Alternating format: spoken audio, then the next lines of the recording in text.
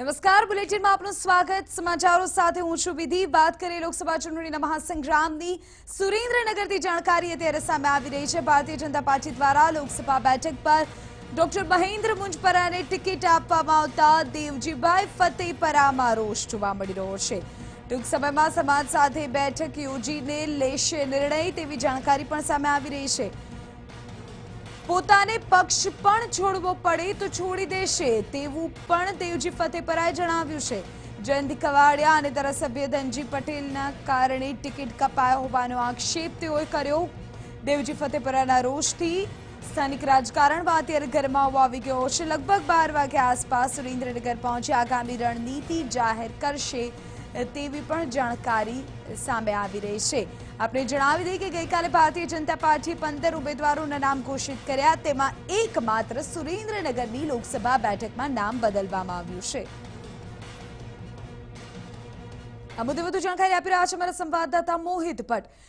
મોહિત, ગઈકાલે જે 15 નામો જાહેર થયા તેમાં એકમાત્ર સુરેન્દ્રનગરની બેઠક પરનું નામ બદલાવશે। ડોક્ટર મુંજપરાને ટિકિટ આપવામાં આવી છે અને જેનું પત્તું કપાવું છે દેવજી ફતેપરા, તેવું અત્યારે રોષમાં છે।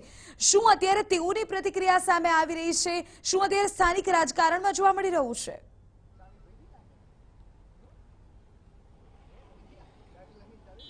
વિધિ, દેવજી ફતેપરાની ટિકિટ કપાઈ છે, પરંતુ તેઓ ગઈકાલે જે વિરોધની વાત કરી રહ્યા હતા તે પ્રકારનો કોઈ પણ વિરોધ અત્યારે જોવા મળતો નથી અને તેઓ મીડિયા સાથે વાતચીત કરવાનું ટાળી રહ્યા છે। આપને હું દ્રશ્યો બતાવવા માંગીશ કે કાલાવડ રોડ ખાતેના તેમના બંગલોના દ્રશ્યો છે। તેમનું નિવાસસ્થાન અહીં આવેલું છે અને દેવજી ફતેપરાએ સુરેન્દ્રનગર મીડિયાને એવું કહ્યું હતું, TV9ના પ્રતિનિધિને એવું કહ્યું હતું કે 10:30 વાગ્યે તેઓ તેમના રાજકોટ ખાતેના નિવાસસ્થાનેથી મીડિયાને સંબોધન કરશે, પરંતુ અત્યારે જ્યારે TV9ની ટીમે અહીં તેમનો સંપર્ક કરવાની કોશિશ કરી ત્યારે તેમના પરિવારજનોએ પહેલા તો તેઓ ઘરે નથી, સુરેન્દ્રનગર ગયા છે, ગાંધીનગર ગયા છે તેવી અલગ અલગ વાતો કરી અને ત્યારબાદ કહ્યું કે તેઓ મીડિયા સાથે વાતચીત કરવા માંગતા નથી। સુરેન્દ્રનગર જઈ અને તેઓ પોતાની રણનીતિ જાહેર કરશે।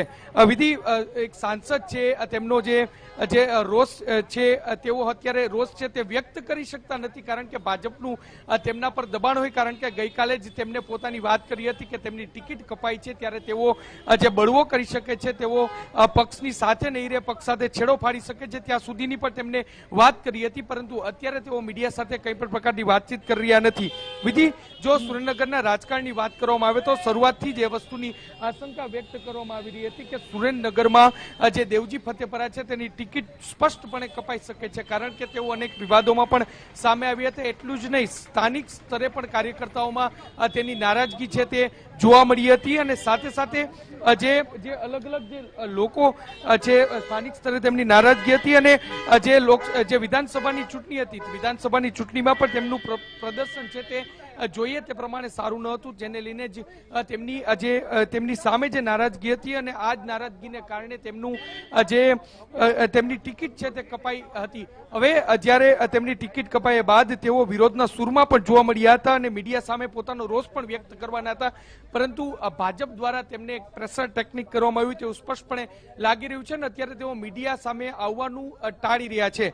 આજે આ દ્રશ્યો છે તેમના કાલાવડ રોડ ખાતેના, રાજકોટ ખાતેના દ્રશ્યો છે અને દેવજી ફતેપરા અત્યારે તેમના નિવાસસ્થાને હાજર છે, પરંતુ તેઓ મીડિયા સામે આવી રહ્યા નથી અને તેના પરથી જ અંદાજો લગાવી શકાય છે કે તેઓનો રોષ તો છે, પરંતુ આ રોષ તેઓ વ્યક્ત અત્યારે કરી શકતા નથી। વિધિ, બિલકુલ મોહિત, આભાર આ તમામ જાણકારી બદલ। તો અત્યારે જાણકારી એવી સામે આવી રહી છે કે દેવજી ફતેપરા કે જેમની ટિકિટ કપાણી છે તેમનામાં રોષની લાગણી અત્યારે છે અને તેઓ કોઈ પણ નિર્ણય પણ થોડી વારમાં લઈ શકે છે, પરંતુ હજુ સુધી તેઓ મીડિયા સમક્ષ હાજર થયા નથી। અગાઉથી એવું કહેવામાં આવી રહ્યું હતું કે આજે તેઓ રાજકોટ મીડિયાને મળશે અને પોતાની વાત રજૂ કરશે, પરંતુ હજુ સુધી કોઈ તેમની સત્તાવાર પ્રતિક્રિયા સામે આવી નથી।